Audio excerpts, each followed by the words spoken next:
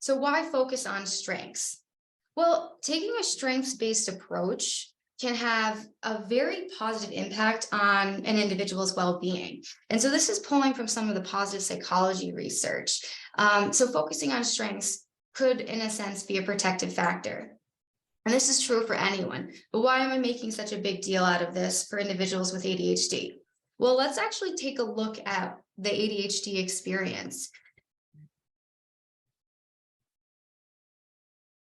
So children who have ADHD receive 20,000 more negative messages from the adults in their lives than their friends and siblings who do not have ADHD. This is an estimate that comes from William Dotson, who's a psychiatrist that specializes in ADHD.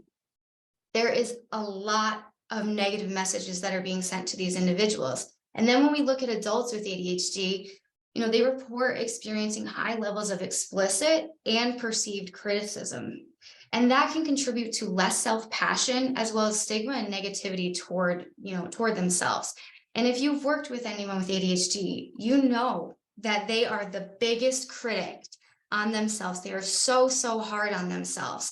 And a part of this is potentially because of the negative messages that they've often received, and then explicit and then perceived criticism.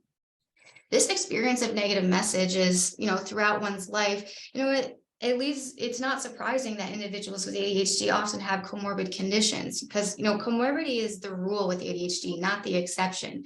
Adults with ADHD, 47% experience a comorbid anxiety disorder and 38% experience a comorbid mood disorder. And the reason that I bring this up is because with the challenges with emotional dysregulation that individuals with ADHD have, when they experience criticism, whatever that critique is in that moment, it's not just that critique, it's every critique that they've experienced like that before. And so we're talking about the floodgates are coming in, and again, this is a challenge with regulation, so the ability to inhibit the intensity of those emotions is going to be much more difficult. And this comes from some of the research on what we call the spreading of activation theories. So the idea is that you get information that stimulates similar information in your brain. And so you get essentially the spreading of activation, meaning that other like concepts or like memories are also going to be stimulated. So if you're someone with ADHD, you've got weak floodgates, what happens is, well, that gets activated and the floodgates open up. And this leaves you open to experiencing very, very intense negative emotions. So this is setting the stage. So why identify and use strengths? Well, a random control, an RCT experiment showed that by identifying and using one's strengths, it can lead to increases in happiness and decreases in depression for 6 months. So using and identifying strengths can contribute to a greater experience of positive emotions, and therefore has potential for an increase in positive outcomes, as well as contributing to a better overall psychological well-being. And specifically, this pulls from the broaden and build theory of emotions, which is also from the positive psychology literature. So experiencing positive emotions, likely from experiencing successes from using your strengths, and also just being able to identify the things that you're good at, that builds self-esteem and confidence.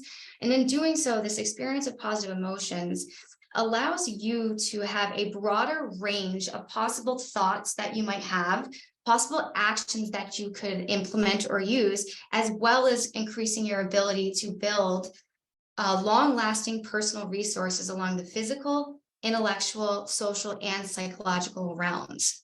So there's a lot of benefits in using and identifying strengths in terms of increasing overall well-being. But I want to also reiterate a word of caution. It is very important to identify the positives that come with neurodivergence and ADHD, but it's also really important that we are careful to not diminish the very real challenges that individuals with ADHD face, as well as individuals that are part of the neurodivergent community. This is not to say that we should only focus on the strengths and kind of put the challenges in a box over here. We need to have a balanced approach that acknowledges both the challenges and the strengths. Thank you so much for joining me today. If you enjoyed the content and want more, be sure to subscribe to my channel and hit that notification bell. That way, you'll never miss out on the latest updates from Neural Revolution.